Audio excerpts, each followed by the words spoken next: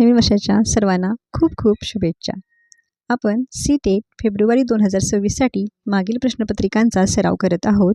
यामध्ये आपण मागे 14 डिसेंबर 2024ला झालेल्या सर्व क्वेश्चन पेपर आपण पाहिल्या. त्यातील भाषा 1 व भाषा 2चे स्पष्टीकरण तसेच भाषा अध्यापनशास्त्राचे सुद्धा स्पष्टीकरण पाहिले. आता आपण 7 जुलै 2024ला झालेल्या क्वेश्चन पेपरमधील भाषा 1 याचे ॲनालिसिस पाहणार आहोत. आता हे क्वेश्चन पेपर अभ्यासणे तुम्हाला का गरजेचे आहे की कारण की प्रश्न कसे विचारले जातात किंवा व्याकरण किती मार्क्सचे येते याचा एकंदरीत अंदाज तुम्हाला क्वेश्चन पेपर वाचूनच येतो. त्यामुळे क्वेश्चन पेपर तुम्ही जुन्या अभ्यासणे खूप आवश्यक आहे. चला तर पाहूया. त्यामध्ये भाषा 1 मध्ये परिच्छेद दिलेला आहे. एकतर एक कविता एक परिच्छेद देतात किंवा 2 कविता देतात किंवा 2 परिच्छेद देऊन त्यावर प्रश्न विचारले जातात आणि त्यानंतरचे 15 प्रश्न हे भाषा अध्यापनशास्त्रावर विचारले जातात. तर पहा, उतारा फार मोठा असतो. तर काय करायचं, तुमच्याकडे प्रश्नपत्रिका असते. प्रथम काय वाचून घ्यायचे, क्वेश्चन वाचून घ्यायचे उतार्यावरचे आणि नंतरच प्रश्नपत्रिका उत्तरं शोधायची. त्यामुळे तुम्हाला एकंदरीत अंदाज येतो की उतारा कशावर आलेला आहे आणि प्रश्न कशा प्रकारचे विचारले गेलेले आहेत. तर पहा, इथं म्हटलेलं आहे की मी पहिल्यांदाच उतारा वाचलेला आहे आणि क्वेश्चन आन्सर टिक करून ठेवलेले आहेत. तर पाहूया, कंपास पेटीला कुणाबद्दल जास्त काळजी वाटत होती आणि या प्रश्नाचे योग्य उत्तर आहे आई. तर चला पाहूया उतार्यात हे उत्तर कोठे आहे. तर या ठिकाणी पहा, कंपास पेटीला जास्त काळजी वाटत होती ती मुग्धाच्या आईची. त्यामुळे इथं आई पर्याय क्रमांक 4 हे योग्य उत्तर येणार आहे. पुढचा प्रश्न पाहूया. सजवलेल्या कंपास पेटीत नसलेला घटक कोणता? सजवलेल्या कंपास पेटीत नसलेला घटक कोणता? तर पहा, असलेले घटक आहेत धारदार शार्पनर, खोड रबर, टोक काढलेली पेन्सिल आणि नाही आहेत काय, कागदाचे तुकडे. तर चला पाहूया. या ठिकाणी उत्तर मिळतं पहा, नवीन पेन, नुकतंच टोक काढलेली पेन्सिल, वेष्टनात लपेटलेला नवा खोड रबर, नवा कोरा धारदार शार्पनर, अशा सगळ्या नव्या नव्या वस्तूंनी सजलेली कंपास पेटी. तर त्यामध्ये काय नाही आहेत, कागदाचे तुकडे नाही आहेत. त्यामुळे पर्याय क्रमांक 4 असे त्याचे योग्य उत्तर येणार आहे. पहा नेक्स्ट क्वेश्चन. पुढीलपैकी विशेष नाम नसलेला पर्याय शोधा. असलेला पर्याय शोधा म्हटलेले आहे. पर्याय आहेत रस्ता, पसारा, राही, टेकडी. तर या ठिकाणी रस्ता, पसारा, टेकडी हे काय आहेत, सामान्य नाम आहेत. तर राही ही मुग्धाची तिथं मैत्रीण आहे आणि राही हे काय आहे, विशेष नाम आहे. जे आपल्या हे नाम कुठं आलेलं आहे, आपल्या उतारात त्या आलेलं आहे. पहा या ठिकाणी तिनं तसं आपली मैत्रीण राहीला बोलवून दाखवलं. मैत्रीण कोण होती, राही. नेक्स्ट आहे, निरखणे या शब्दाचा समानार्थी आशय नसलेला पर्याय शोधा. नसलेला म्हटलेत तर पहा, निरखणे म्हणजे निहाळणे, निरखणे म्हणजे बारकाईने पाहणे, निरखणे म्हणजे पारखणे आणि समानार्थी शब्द कोणता नाही आहे, निरपेक्ष. पर्याय क्रमांक 3. नेक्स्ट पहा, 10वी परीक्षा अधोरेखित शब्द ओळखा. तर या ठिकाणी 10वी हे काय आहे, तर हे क्रमवाचक संख्या विशेषण आहे. या ठिकाणी आपण विशेषणाचे प्रकार पाहून घ्यायचे आहेत. तर पहा, गुणविशेषण, संख्या विशेषण, सार्वनामिक विशेषण आणि धातुसाधित विशेषण, तसेच आधी विशेषण व विधी विशेषण. तर यापैकी आपल्या पर्यायामध्ये आलेलं काय आहे, क्रमवाचक संख्या विशेषण.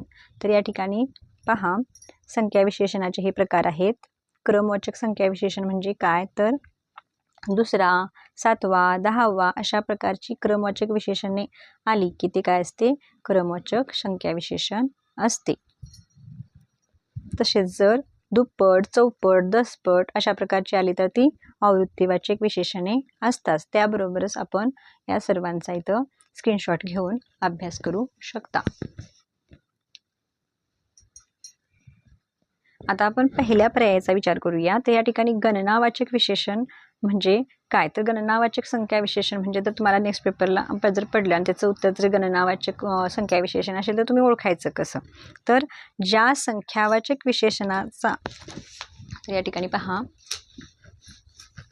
नोंद करून घ्या, ज्या संख्यावाचक विशेषणाचा उपयोग केवळ नामाची गणना करण्याकरता होतो त्यास गणनावाचक संख्या विशेषण असे म्हणतात. उदाहरणार्थ 1, 2, 3. पहा इकडे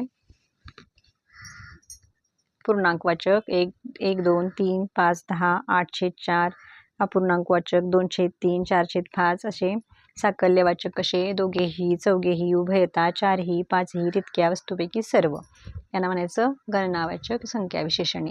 त्यानंतर क्रमवाचकचे आपलं उत्तर होतं पहिला वर्ग, चौथा बंगला, 10वीची परीक्षा असं. आता आवृत्तीवाचक ते पण मी तुम्हाला सांगितले, चौपट मुले, दसपट मुले, दसपट पुतळे बघा या ठिकाणी. नंतर अनिश्चित संख्या विशेषणे कोणती, तर जी संख्या विशेषणे नामाची निश्चित अशी संख्या दाखवत नाहीत त्यांना अनिश्चित संख्या विशेषणे म्हणतात. उदाहरणार्थ काही पक्षी, थोडी मुले, सर्व पक्षी इत्यादी. त्यानंतरचा पर्याय कोणता आहे, गुणविशेषण. आता गुणविशेषण म्हणजे काय, तर ज्या विशेषणाच्या योगाने नामाचा कोणत्याही प्रकारचा गुण किंवा विशेष दाखविला जातो त्याला म्हणतात गुणविशेषण. उदाहरणार्थ मोठी मुले, आंबट बोळी, काळा, हिरवे रान, चांगली मुले, पिकलेला आंबा, म्हातारी माणसे, उंच मुलगा. या ठिकाणी मोठी, आंबट, काळा, हिरवे, चांगली, पिकलेला, म्हातारी, उंच ही काय आहेत गुण विशेषणे आहेत. आणि हा व्याकरणाच्या दृष्टीने आलेला काय होता आपला प्रश्न होता. त्यानंतर सुद्धा व्याकरणाच्या दृष्टीने आलेला प्रश्न आहे. तर पहा याच्यावर तुम्हाला कळलं असेल की मागील क्वेश्चन पेपरचा अभ्यास केल्यानंतर कळलं असेल की शब्दांच्या जातीवर CTET मध्ये भर दिलेला गेला आहे. त्यानंतर पहा एकवचन आणि एकवचन शब्दापैकी चुकीची जोडी शोधा. टेकडी, टेकड्या योग्य आहे. वही, वह्या बरोबर आहे. पेटी, पेट्या बरोबर आहेत. पेन्सिल, पेन्सिल्या असं होत नाही. पेन्सिल, पेन्सिली असं होतं. त्यामुळे पर्याय क्रमांक 2 ही चुकलेलं आहे. पुन्हा परिच्छेदामधील प्रश्न आहे पहा. मुग्धाच्या मनातील दडपण या कारणास्तव नाहीसं झालं. तर ते राहीशी चर्चा केल्यामुळे तिच्या मनातील दडपण नाहीसं झालं होतं. तर हे पर्याय परिच्छेदामध्ये कुठं आले पाहूया. तर या ठिकाणी पहा, या ठिकाणी म्हटलेलं आहे पहा, यावर टाळी ते दोघीही हसल्या होत्या आणि तेव्हापासून मुग्धाच्या मनावरचा 10वीचा परीक्षेचा ताण निघून गेला होता. या वाक्यावरून आपल्याला समजतं की राहीची चर्चा केल्यामुळे मुग्धाच्या मनातील दडपण नाहीसं झालं होतं. नेक्स्ट पाहूया. कोणाच्या सानिध्यात कंपास पेटीचा जीव गुदमरत असे. तर चुकीचा पर्याय शोधायचा आहे. कोणाच्या सानिध्यात कंपास पेटीचा जीव गुदमरत असे आणि ते काय आहे, पर्याय क्रमांक 2 सॅक. तर पाहूया या ठिकाणी पहा,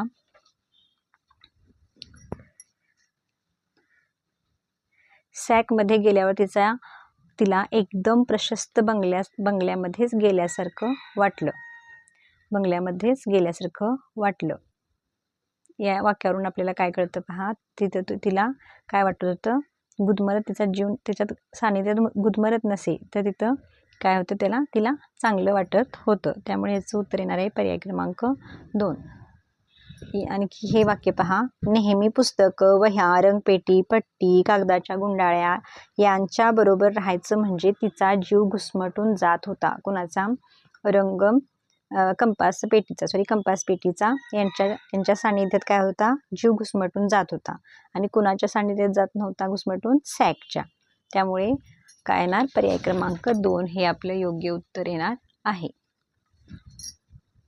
म्हणजेच रंगपेटीच्या सानिध्यात कंपास पेटीचा जीव गुदमरत असे, कागदाच्या गुंडाळ्याच्या सानिध्यात कंपास पेटीचा जीव गुदमरत असते आणि पुस्तकाच्या सानिध्यात सुद्धा कंपास पेटीचा जीव गुदमरत असे, सॅकमध्ये गुदमरत नसे. त्यामुळे पर्याय क्रमांक 2. नेक्स्ट पहा. 10वीच्या परीक्षेबाबत राहीने कोणती गोष्ट सांगितली नव्हती. तर पर्यायामध्ये सांगितलेल्या गोष्टी आहेत, परीक्षक वेगवेगळे असतात, ती इतर परीक्षांसारखीच असते, ती पूर्ण वर्षाच्या अभ्यासक्रमावर असते.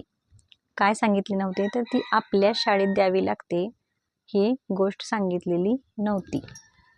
कारण बघा, पूर्ण वर्षाच्या अभ्यासक्रमावर असते हे सुद्धा पर्यायात आहे. नंतर परीक्षक वेगवेगळे असतात हे पण आहे, ती इतर परीक्षांसारखीच असते हेही पर्यायात आहे. ती दुसऱ्या शाळेत जाऊन द्यावी लागते असं सांगितलेलं आहे. ती आपल्या शाळेत द्यावी लागते असं सांगितलेलं नाही. म्हणूनच 10वीच्या परीक्षेत राहीने कोणती गोष्ट सांगितली नव्हती, ती आपल्या शाळेत द्यावी लागते. तर ती दुसऱ्या शाळेत जाऊन द्यावी लागते असं तिनं सांगितलेलं होतं. म्हणून पर्याय क्रमांक 1 ह्याचे योग्य उत्तर येणार आहे. आता कविता दिलेली आहे आणि त्याच्यावर त्यांनी 100 ते 105 जे 5 प्रश्न विचारलेले आहेत. तर पहा, कविता वाचून घ्या. आणि प्रश्न होता, नदी शब्दाचा पर्यायवाची शब्द शोधा. नदीचा समानार्थी शब्द आहे सरिता, त्यामुळे पर्याय क्रमांक 1 याचे योग्य उत्तर येणार आहे. त्यानंतर पहा, आपण नदीला अवकळा आणली असे कवीला का वाटते, त्याला नेमके काय सुचवायचे आहे. तर शुद्धीकरण केले, काय जीवदायिनी ठरवले, काय पुरुषार्थ केले, काय दुर्दशा केली. तर आपण नदीला अवकळा आणली म्हणजे दुर्दशा केली असं कवीला सुचवायचं आहे. तर पाहायचं, का होते तिची दुर्दशा पुढे, या वाक्यावरून किंवा ही कविता आपण वाचल्यानंतर ह्या ओळीवरून आपल्याला ते समजते. पहा, दुर्दशा केली, अवकळा आणली म्हणजे दुर्दशा केली असं कवीला वाटत आहे. जलप्रदूषण हे केले तुम्ही आम्ही, जीवनदायिनी ही आपली, अवकळा सारी तिला आणली. अवकळा सारी तिला आणली, तिचे आपण शुद्धीकरण केले का, नाही, तर आपण ते जलप्रदूषण केले आहे असं म्हणतात कवी. नंतर ती जीवनदायिनी आहे आपली, परंतु आपण तिला काय आणली आहे, अवकळा आणली म्हणजे दुर्दशा केली असा त्याचा अर्थ होतो. नदी आपल्या प्रवासात कोणाच्या गरजा भागविते, तर नदी आपल्या प्रवासात गावांच्या गरजा भागविते. तर या ठिकाणी पहा आहेत, वाटते भेटती गावे शेजारी, गरज भागवी त्यांची सारी. वाटेत भेटती गावे शेजारी, गरज भागवी त्यांची सारी. तर नदी कोणाच्या गरजा भागवत आहे, गावांच्या गरजा भागवत आहे. पर्याय क्रमांक 4 हे याचे योग्य उत्तर आहे. नेक्स्ट पाहूया, कवीला कोणत्या गोष्टीचा उलगडा होत नाहीये. कवीला कोणत्या गोष्टीचा उलगडा होत नाहीये आणि याचे योग्य उत्तर येणार आहे, नदीचे पाणी कोठून आले. नदीचे पाणी कोठून आले या गोष्टीचा उलगडा कवीना होत नाहीये. तर पहा, या ठिकाणी म्हटलेलं आहे, पहा, झुळझुळ वाहे नदीचे पाणी, आले कोठून सांगेल का कोणी. तर पर्याय क्रमांक 3 हे याचे योग्य उत्तर आहे. नेक्स्ट पाहूया, कवी नदीचा वाली असा उल्लेख कोणासाठी करतो. वाली असा उल्लेख कोणासाठी करतो, वृक्षवेलींसाठी, अवकळा आणणाऱ्यांसाठी, तहानलेल्यांसाठी, काय डोंगरदऱ्यांसाठी. तर तहानलेल्या सर्वांसाठी नदी काय असते, वाली. त्यामुळे पर्याय क्रमांक 2 ह्याचे योग्य उत्तर येणार आहे, कारण वृक्षवेलींसाठी. नेक्स्ट क्वेश्चन आहे, पहा, दुर्गम प्रदेशात तिचा प्रवाह नेमका कसा असतो, तर तो खळाळणारा असतो. पर्याय क्रमांक 3 हे याचे योग्य उत्तर आहे. तर या ठिकाणी पहा,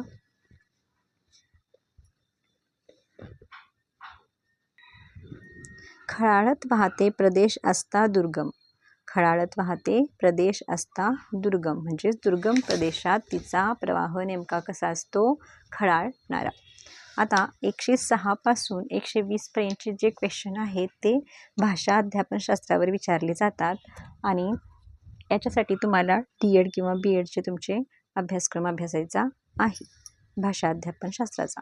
तर या ठिकाणी पहा, कथेचे स्थान आणि काळ किंवा वेळ यांना टिमटिम म्हणतात, यांना नेपथ्य म्हणजे सेटिंग. पर्याय क्रमांक 1. नेक्स्ट पहा, भारतातील बहुभाषिकतेचा हेतू शिक्षकांना टिमटिम समजावे हा आहे. तर संभाषण होणे आणि सामाजिक बळकटी असणे हे याचं काय आहे, मुख्य हेतू आहे. पर्याय क्रमांक 4.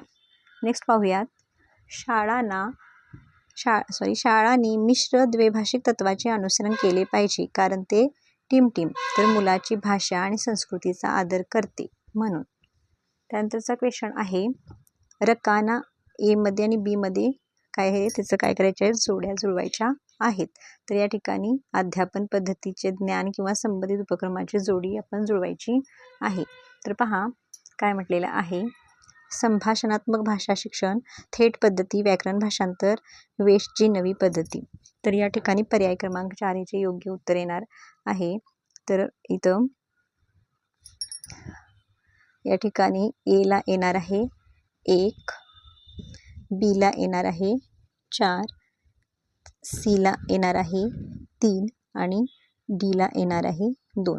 संभाषणात्मक भाषा शिक्षण म्हणजे सामाजिक मान्यता असलेली आणि योग्य संदर्भ असलेली भाषा. थेट पद्धती आगमनात्मक व्याकरण शिक्षण म्हणजे इंडक्टिव्हली. त्यानंतर व्याकरण भाषांतर, लेखी साहित्यिक मजकूर. वेशची नवी पद्धती ह्याच्यासाठी आहे पर्याय क्रमांक 2 मूक वाचन. नेक्स्ट पाहूयात. भारतातील भाषा या संदर्भात पुढीलपैकी कोणते विधान योग्य नाही म्हटलेलं आहे. तर पहा, व्यवस्थित प्रश्न वाचून घ्या. तर संस्कृत ही आधुनिक भारतीय भाषा आहे हे विधान योग्य नाही असं आयोगानं उत्तर दिलेलं आहे. तरी पण तुम्ही याच्यापैकी तुम्हाला आणखीन कोणतं योग्य नाही असं वाटत असेल तर नक्की कमेंट करू शकता. तर त्याच्यावर विचार करून मी तुम्हाला उत्तर सांगेन. तर पहा, या ठिकाणी आयोगानं तरी उत्तर दिलेलं आहे संस्कृत ही आधुनिक भाषा आहे हे योग्य नाही, कारण ही प्राचीन भाषा आहे. नंतर 111 पहा, पुढीलपैकी कोणती शिक्षण विचारधारा अशी मानते की भाषा मग ती मौखिक असो की अमौखिक म्हणजे नॉन व्हर्बल सवय लावण्याच्या प्रक्रियेतूनच घडते. तर या ठिकाणी योग्य उत्तर होणार आहे पर्याय क्रमांक 1 वर्तनवादी बिहेवियरिस्ट. नंतरचा प्रश्न पहा 112 नंबर, पुढीलपैकी कोणते भाषिक कौशल्य ग्रहण कौशल्य म्हणून देखील ओळखले जाते. तर या ठिकाणी ऐकणे व लिहिणे हे ग्रहण कौशल्य म्हणून ओळखले जाते. त्याबरोबर बोलणे, लिहिणे, वाचले, लिहिणे, ऐकणे व बोलणे हे सर्वच आन्सर काय आहेत योग्य इथं आहेत. परंतु असाच एखादा संदिग्ध प्रश्न आला तर तुम्ही एखादा त्याच्यातील गोल भरायचा आहे, जेणेकरून जर अशा प्रकारच्या संदिग्ध प्रश्नाला एकतर सर्वांना गुण दिला जातो किंवा ते गाळून मग मार्क्स दिले जातात. तर पहा, म्हणजे जर टोटल 150 पैकी जर एक प्रश्न चुकीचा आला तर 149 पैकी 60% काढले जातात. आता भाषा वर्गातील विद्यार्थी शिक्षकांच्या मार्गदर्शनात गटागटातून दिलेल्या विषयावर एक जाहिरात सादर करतात. या पद्धतीने भाषा शिकणे म्हणजे टीम होय. तर हे सहभागी शिक्षण होय. नेक्स्ट पहा, शिक्षिका विद्यार्थ्यांना रेस्टॉरंटमधील शब्दावलींची ओळख होण्यासाठी एक नियत कार्य देते. या उपक्रमाचे कोणते उद्दिष्ट असायला पाहिजे? त्यांना व्याकरणगणित नमुन्यांचा परिचय करून देणे, एका प्रवासस्थानाचा विषयी मजकूर सांगणे, कल्पक चिंतन विकसित करणे का विद्यार्थ्यांना शाब्दिक लेक्झिकल नमुन्यांची ओळख करून देणे. तर पर्याय क्रमांक 4 हे याचे समर्पक उत्तर आहे. स्वर, शैली, सूर, भर देणे आणि नाद या भाषाशास्त्रीय कार्यांना टिमटिम असे म्हणतात. यांना छंद असे म्हणतात. नेक्स्ट पहा, 1 सेकंड.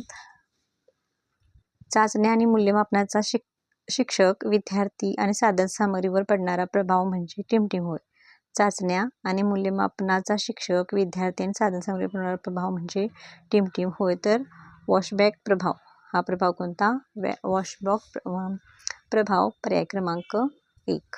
नेक्स्ट पहा, एक भाषा शिक्षिका 5वी इयत्तेच्या वर्गातील मुलांसाठी दैनंदिन उपयोगाच्या वस्तू जसे वर्तमानपत्र, मेनू कार्ड आणि ट्रेनची तिकिटे शिकवण्यासाठी आणते. मुलांनी शिकावी यासाठी ती काय करते? तर शिक्षण अधिक वास्तव आणि उपयोगी व्हावे यासाठी ती अधिकृत सामग्रीचा वापर करते. हे तर ह्याचं उत्तर समर्पक राहील. नंतर ऐकण्याचा सराव यासाठीचे नियोजन करताना पुढीलपैकी कोणती बाब महत्त्वाची नाही? तर बोलणाऱ्याचे लिंग इथं महत्त्वाचे नाही. उच्चाराचा वेग, बोलणाऱ्यांची संख्या, ध्वनिमुद्रण थांबवणे इत्यादी काय आहे या महत्त्वाच्या बाबी आहेत. आणि 119 पहा, भाषा वर्गात शिक्षिका विद्यार्थी गटाला सांगते तुमच्यापैकी एकेकानं क्रेता, घर विकणारा, भवन स्वामी आणि भाडेकरू भूमिका करायच्या. इतर मुलांना त्याचा अभिनय पाहणे आणि त्यांचे संभाषण ऐकण्यास सांगणे. या उपक्रमाला काय म्हणता येईल? तर हा भूमिका अभिनय म्हणता येईल. पर्याय क्रमांक 4. तर नेक्स्ट आणि शेवटचा प्रश्न पहा, ऐकण्याच्या प्रक्रियेत याचा समावेश असतो. तर ध्वनी ओळखणे आणि त्यातून अर्थ काढणे याचा ऐकण्याच्या प्रक्रियेत समावेश असतो. त्याबरोबर इतर पर्याय पहा, आशयाचा अनुमान लावणे, विषयाच्या पूर्वज्ञानाचा वापर करणे, ध्वनी ऐकणे, ध्वनी ध्वनी ऐकणे, ध्वनींचा जसाच तसा अर्थ लावणे. तर या ठिकाणी याचे योग्य उत्तर आहे पर्याय क्रमांक 3, ध्वनी ओळखणे आणि त्यातून अर्थ काढणे. अशा प्रकारे आज आपण 7 जुलै 2024ला झालेल्या भाषा 1 मधील भाषा अध्यापनशास्त्र आणि व्याकरणाच्या परिच्छेदाच्या आणि कवितेच्या दृष्टीने आलेले प्रश्न अभ्यासले आहोत. आता आपण नेक्स्ट व्हिडिओमध्ये भाषा 2चे आपण क्वेश्चन आन्सर्स पाहणार आहोत. तर व्हिडिओ आवडला लाईक करा, तुमच्या मित्रमैत्रिणींना शेअर करा आणि जर तुम्ही चॅनलला नवीन असाल तर नक्की सबस्क्राईब करून ठेवा. तर काय होतं की तुम्हाला व्हिडिओ इन्फॉर्मेटिव्ह वाटतो, पण तुम्ही जर लाईक केला नसेल किंवा सबस्क्राईब करून नसेल केला तर तुम्हाला पुन्हा व्हिडिओ शोधताना कठीण जाते आणि ह्या यूट्यूबच्या प्रवाहामध्ये मग भलतेच व्हिडिओ पाहण्यात वेळ जातो आणि मग आपला वेळसुद्धा कधी निघून गेला तो आपल्याला कळत नाही. तेव्हा स्मार्ट स्टडी करा, योग्य चॅनलची निवड करा. थँक्यू.